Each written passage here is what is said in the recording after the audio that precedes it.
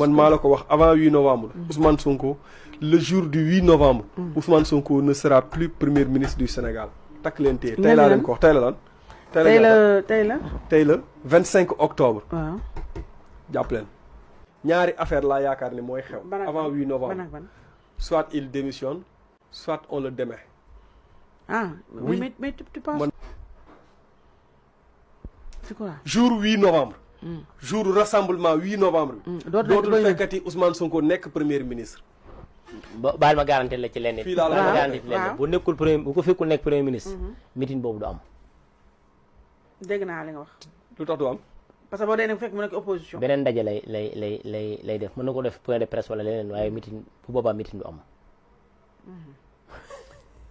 mais ma xam lu ma jaaxal man mooy moom da nga laal lu am solo xam nga su boo xoolee ba xool xam nga wedd na feebar bi en réalité xam nga feebar bi déjà wedd na ko deuxièmement lii lu mu enregistré la depuis bëccëg.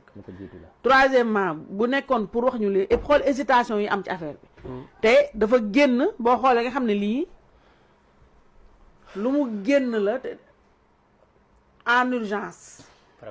préparé dafa am lu xew mu génn. fàttali boppam. voilà et puis ni mu